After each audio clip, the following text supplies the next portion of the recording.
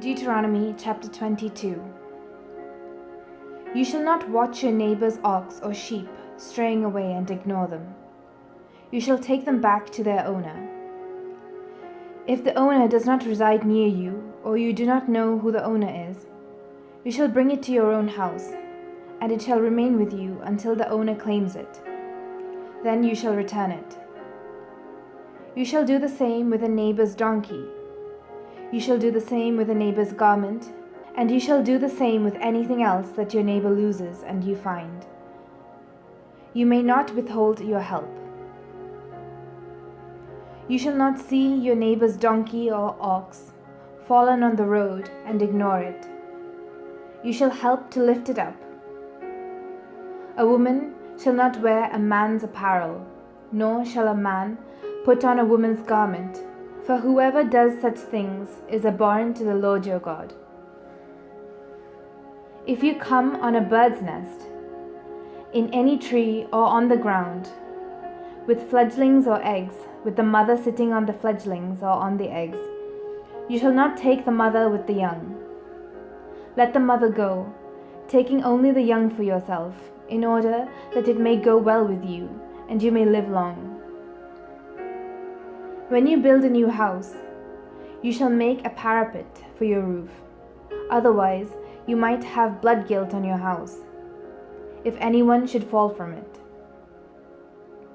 You shall not sow your vineyard with a second kind of seed, or the whole yield will have to be fortified, both the crop that you have sown and the yield of the vineyard itself. You shall not plow with an ox and a donkey yoked together.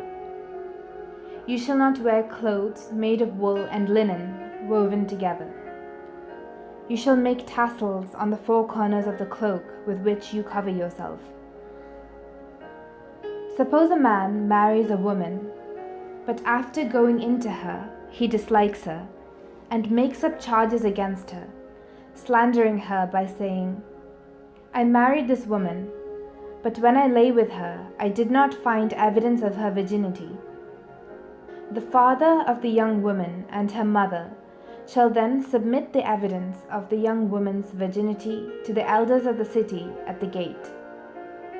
The father of the young woman shall say to the elders, "I gave my daughter in marriage to this man, but he dislikes her. Now he has made up charges against her, saying, 'I did not find evidence of your daughter's virginity. But here is the evidence of my daughter's virginity.' Then they shall spread out the cloth before the elders of the town. The elders of that town shall take the man and punish him. They shall fine him 100 shekels of silver, which they shall give to the young woman's father, because he has slandered a virgin of Israel.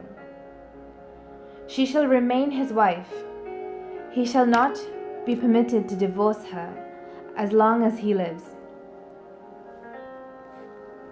If, however, this charge is true, that evidence of the young woman's virginity was not found, then they shall bring the young woman out to the entrance of her father's house, and the men of her town shall stone her to death, because she committed a disgraceful act in Israel by prostituting herself in her father's house. So you shall purge the evil from your midst. If a man is caught lying with the wife of another man, both of them shall die, the man who lay with the woman as well as the woman. So you shall purge the evil from Israel.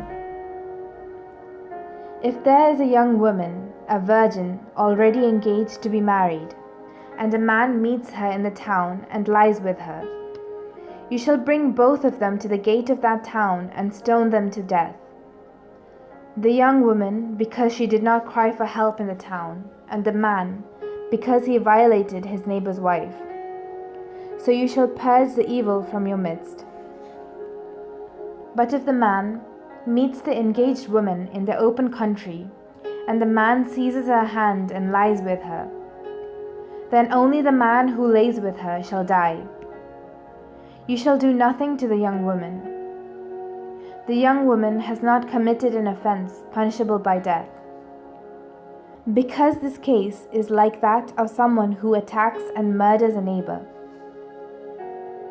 Since he found her in open country, the engaged woman may have cried for help, but there was no one to rescue her. If a man meets a virgin who is not engaged, and seizes her hand and lies with her, and they are caught in the act, the man who lay with her shall give 50 shekels of silver to the young woman's father, and she shall become his wife. Because he violated her, he shall not be permitted to divorce her as long as he lives. A man shall not marry his father's wife, thereby violating his father's rights.